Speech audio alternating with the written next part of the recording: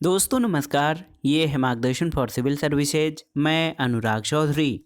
दोस्तों हिंदी के महत्वपूर्ण प्रश्नों के अंतर्गत इस वीडियो में हम सॉल्व करेंगे हिंदी के विविध प्रश्नों का भाग 4 जो आपके आगामी परीक्षाओं जैसे TGT, PGT, ELT grade, government inter college प्रवक्ता, गवर्नमेंट डिग्री कॉलेज, उच्चतर शिक्षा असिस्टेंट प्रोफेसर, केंद्रीय विद्यालय संगठन और नेट जेआरएफ के लिए बहुत ही उपयोगी है। तो आइए शुरू करते हैं आज का वीडियो। हिंदी के विविध प्रश्नों का भाग 4। पहला प्रश्न है दोस्तों, भ्रमर गुफा के लिए दूसरा उपयुक्त नाम क्या है? आपको बताना है। ऑप्शन देखिए, ब्रह्मरंध्र, हृदेश, नाभिचक्र या मूलाधार।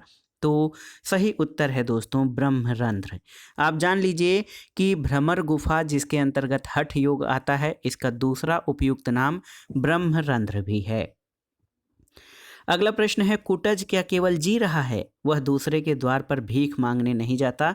ये पंक्तियां किस निबंधकार की हैं? तो आप जानते हैं ये पंक्तियां हजारी प्रसाद द्विवेदी द्वारा रचित निबंध कुटज से ली गई हैं। और आप जान लीजिए दोस्तों, आचार्य हजारी प्रसाद द्विवेदी के निबंध संग्रह में अशोक के फूल, विचार प्रवाह, कल्पलता, साहित्य सहचर, विचार और वितर्क, आलोक पर्व हैं।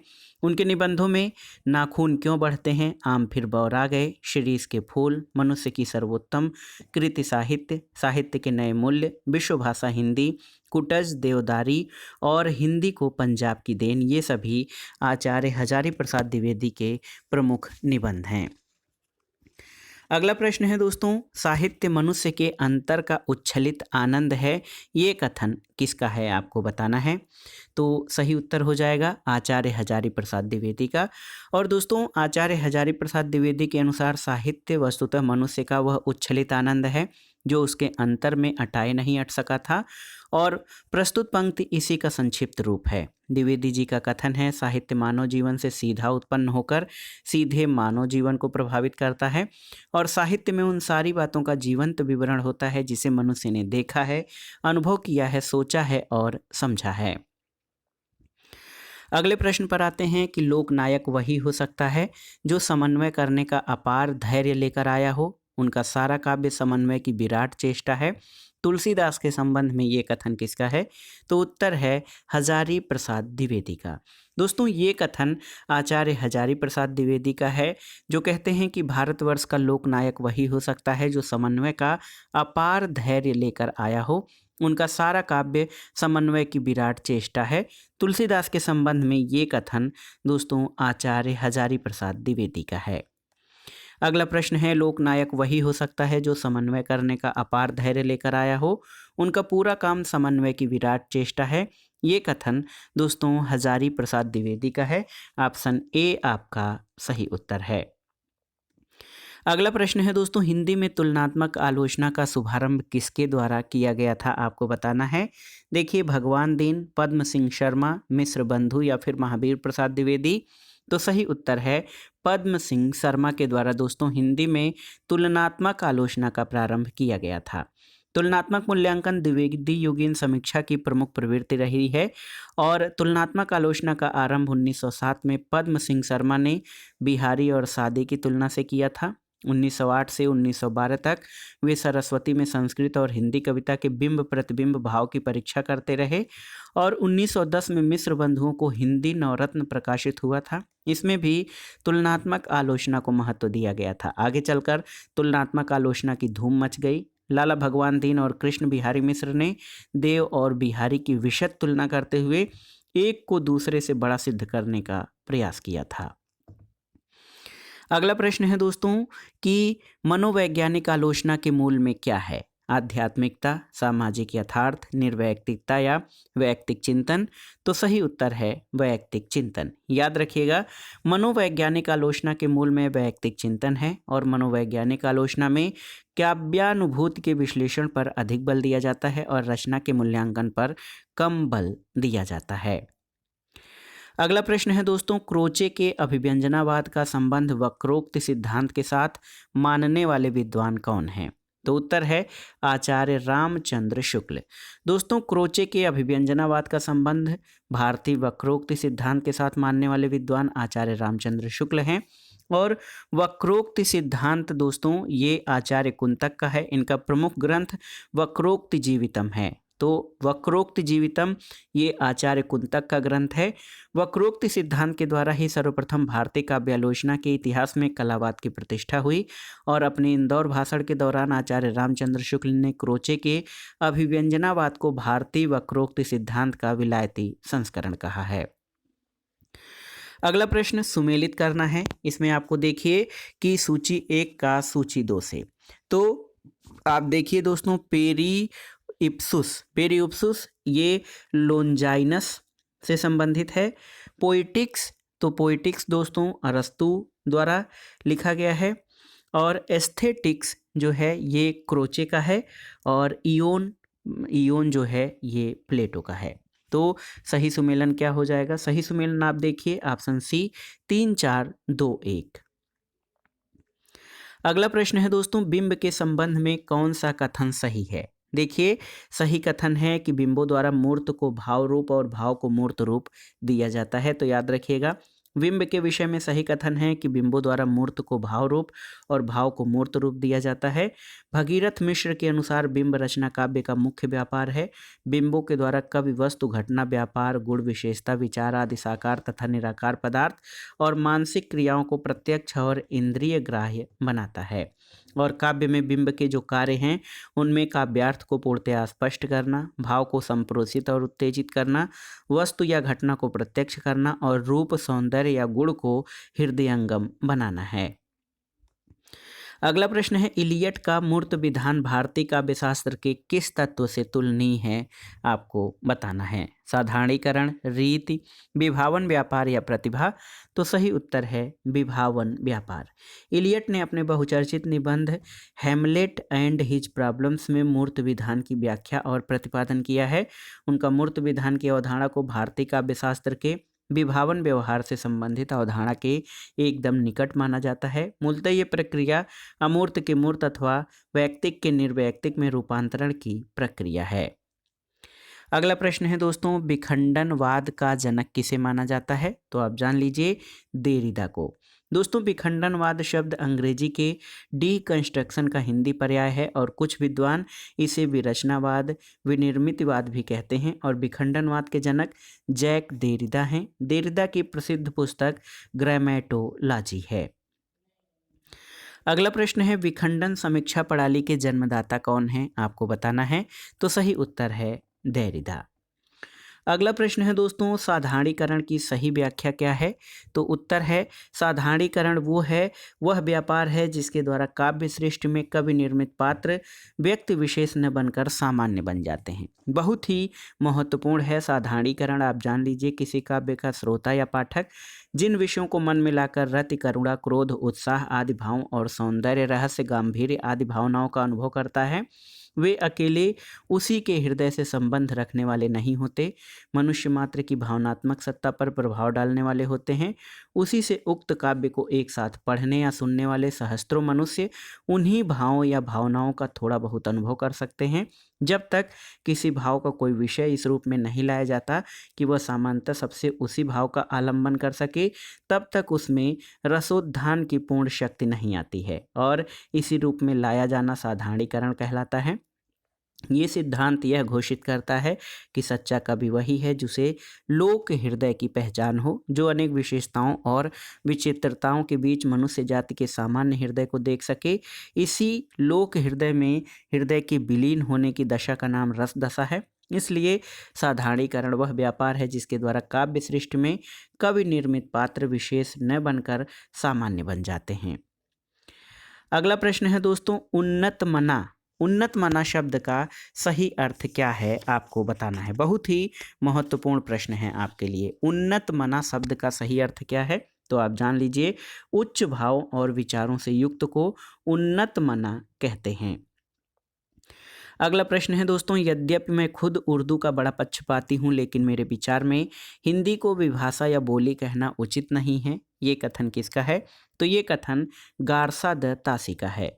गारसा द तासी ने विक्रम संवत 1909 के आसपास हिंदी और उर्दू दोनों का रहना आवश्यक समझा था और कहा था यद्यपि मैं खुद उर्दू का बड़ा पक्षपाती हूँ, लेकिन मेरे विचार में हिंदी को विभाषा या बोली कहना उचित नहीं है।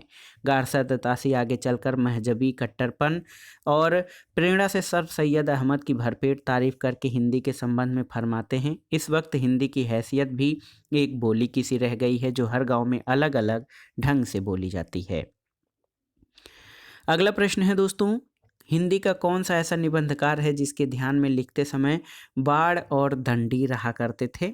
ऑप्शन देखिए, रामचंद्र शुक्ल, इसके अलावा महावीर प्रसाद द्विवेदी, गोविंद नारायण मिश्र या चंद्रधर शर्मा गुलेरी। तो सही उत्तर है गोविंद नारायण मिश्र।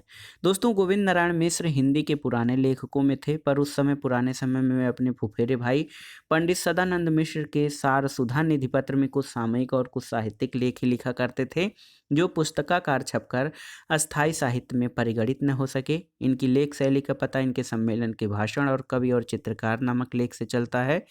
और गद्य के संबंध में इनकी धारणा प्राचीन गद्य काव्य किसी लिखते समय बाढ़ और दंडी इनके ध्यान में रहा करते थे। इनके गद्य को समास अनुप्रास में गुथे शब्द गुच्छों का अटाला कहा गया है। अगला प्रश्न है दोस्तों, कविता मनुष्य को स्वार्थ संबंधों के संकुचित घेरे से ऊपर उठाती है, ये कथन किसका है? तो उत्तर है ये कथन आचार्य रामचंद्र शुक्ल का है, जो उनके कविता क्या है निबंध से लिया गया है।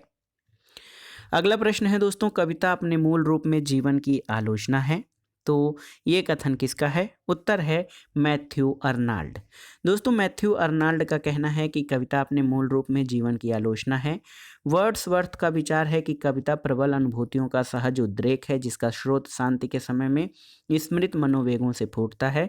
और शेली के विचार से सर्वसुखी और सर्वोत्तम मनों के सर्वोत्तम और सर्वाधिक सुखपूर्ण क्षणों का लेखा कविता है। अगला प्रश्न है दोस्तों, सौंदर्य की व्याख्या करते समय याद रखिएगा क्रोचे ने अभिव्यंजना के कितने स्तरों का उल्लेख किया है? तो सही उत्तर है 4 स्तर। पाश्चात्य काव्यशास्त्री क्रोचे सौंदर्य की व्याख्या करते समय अपने अभिव्यंजना सिद्धांत में अभिव्यंजना के 4 भेद करते हैं। वे कला सृजन की प्रक्रिया के 4 स्तर मानते हैं: कल्पना पर पड़ा प्रभाव, मानसिक रूपात्मक और सौंदर्यात्मक अभिव्यक्ति, सौंदर्यानुभूति का आनंद, कवि या कलाकार द्वारा स्थूल माध्यम से जनसाधारण तक संप्रेषण। क्रोचे के अनुसार चेतना की जो क्रियाएं हैं उसमें सैद्धांतिक और व्यवहारिक हैं। सैद्धांतिक क्रियाओं में सहजानुभूति अभिव्यंजना और अवधारणात्मक अभिव्यंजना है, वहीं व्यवहारिक क्रियाओं में सामान्य स्वेच्छाचालित क्रियाएं और नैतिक क्रियाएं शामिल हैं। अगला प्रश्न है दोस्तों, कला सृजन के लिए सहज अथवा स्वयं प्रकाश ज्ञान को किसने आवश्यक बताया है? तो सही उत्तर क्या हो जाएगा? सही उत्तर हो जाएगा आपका कला सृजन के लिए आप जान लीजिए कि सहज अथवा स्वयं प्रकाश ज्ञान को किसने?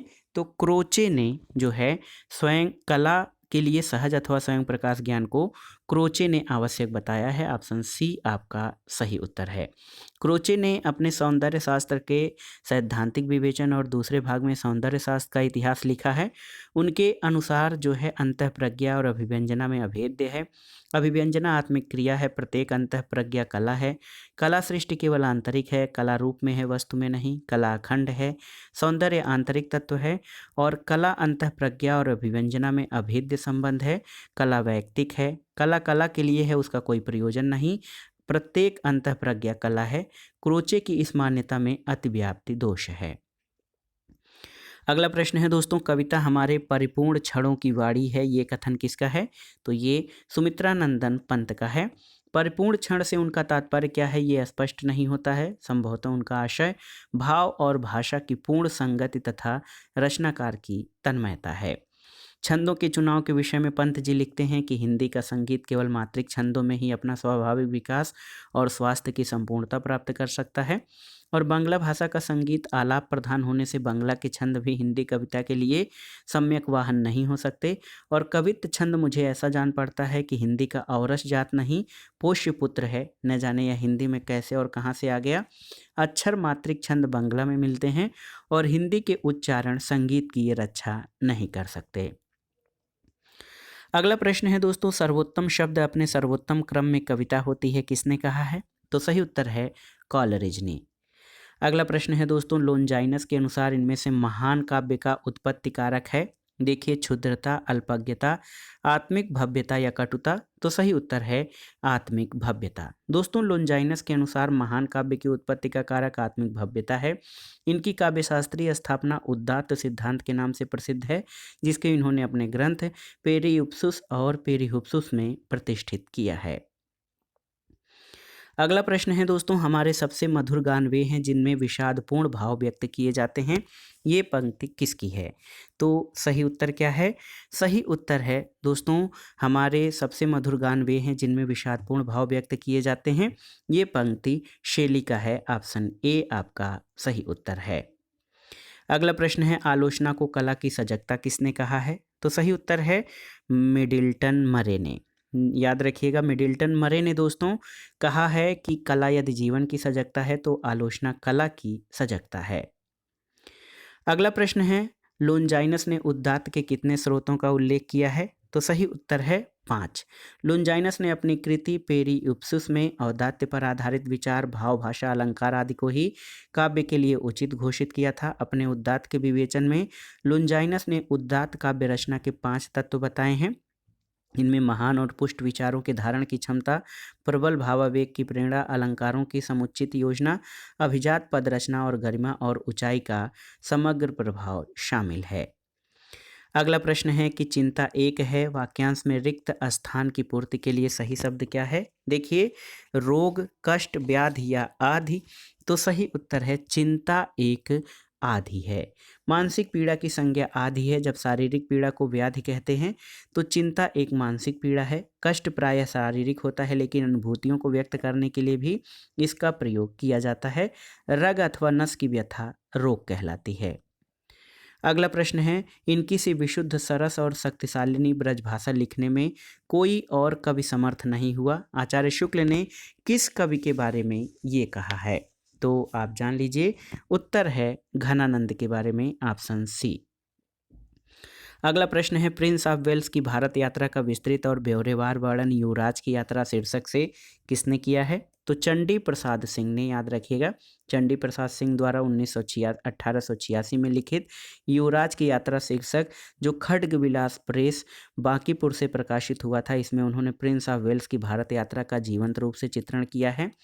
डॉक्टर रामस्वरूप चतुर्वेदी के अनुसार इतिहास की प्रधानता इसमें जरूर है, पर सूक्ष्म ब्यौरे आधुनिक रिपोर्टाज जैसे दिए गए हैं।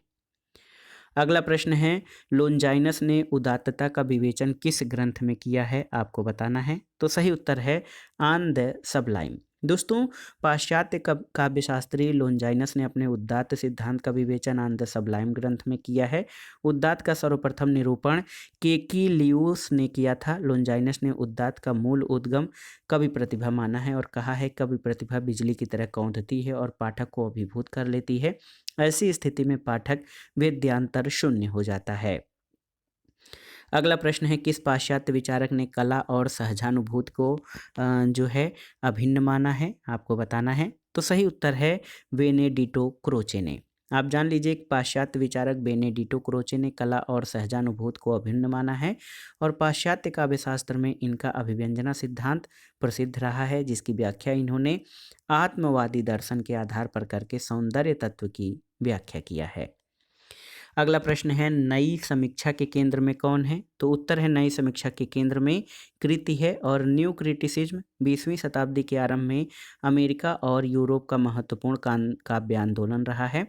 नई समीक्षा रचना या कृति को केंद्र में रखती है, न कि कृतिकार को। पहली बार नई समीक्षा शब्द का प्रयोग स्पिनगार्न ने द न्यू क्रिटिसिज्म शीर्षक से अपने व्याख्यान में किया था। अगला प्रश्न है, वस्तु, घटना, व्यापार, गुण, विशेषता, विचार आदि साकार निराकार पदार्थों और मानस क्रियाओं को कवि किसके द्वारा प्रत्यक्ष और इंद्रिय ग्राह्य बनाता है? तो उत्तर है बिंब के द्वारा।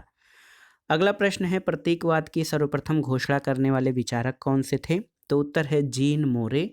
दोस्तों, प्रतीकवाद की सबसे पहले उद्घोषणा करने वाले विचारक जीन मोरे हैं।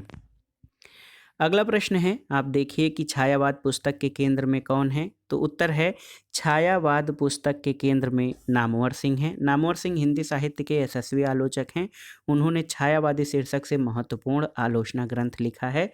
इनके अलावा हिंदी के विकास में अपभ्रंश का युग, इतिहास और आलोचना, आधुनिक साहित्य की प्रवृत्तियाँ, कहानी, नई कहानी और कविता के नए प्रतिमान नामवर सिंह की कृतियाँ हैं।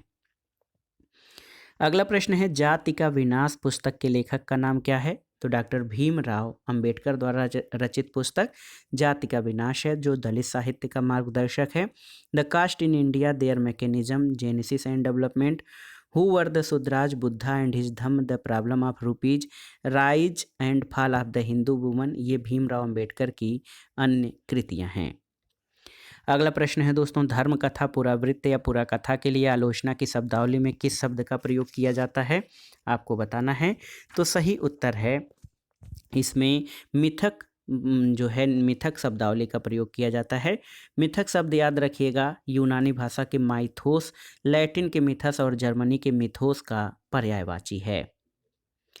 अगला प्रश्न है, सर्वोदय और ट्रस्टीशिप के सिद्धांत किस दर्शन के आधार माने जाते हैं? तो उत्तर है गांधीवाद के आधार माने जाते हैं। सर्वोदय, ट्रस्टीशिप, ये सभी जो है गांधीवाद के आधार हैं। एकात्म मानववाद पंडित दीनदयाल उपाध्याय और लोकतांत्रिक समाजवाद, चौखंबा राज्य का संबंध राम मनोहर लोहिया से है।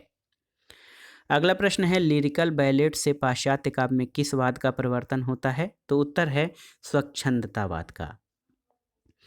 अगला प्रश्न है दोस्तों, हिंदी में स्वच्छंदतावाद का कवि कौन कहा जाता है? तो आप जान लीजिए, राम नरेश त्रिपाठी और श्रीधर पाठक दो महत्वपूर्ण कवि हैं।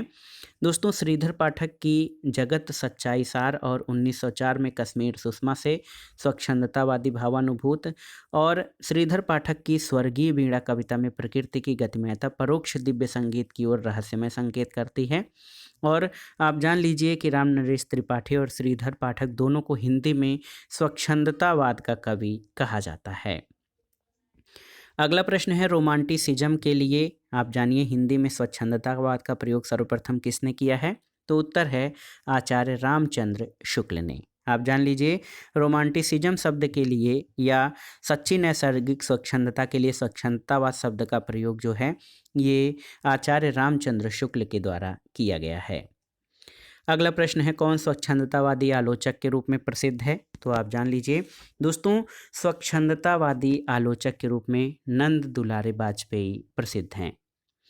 अगला प्रश्न है, स्वच्छंदतावाद की विशेषता क्या नहीं है? प्रकृति पर्यवेक्षण, प्रेम चित्रण, कथा गीत का प्रयोग या ब्रज भाषा में रचना? तो सही उत्तर है ब्रज भाषा में रचना स्वच्छंदतावाद की विशेषता नहीं है, क्योंकि स्वच्छंदतावादी काव्य वह काव्य है जिसमें उस भावुकता में जीवन की प्रधानता हो जो कविता की दृष्टि से उद्दीप्त अथवा निर्दिष्ट हुआ हो, और जिसमें स्वयं कवि की आत्मा इस कल्पना दृष्टि को सशक्त बनाती है और निर्देश करती रही हो।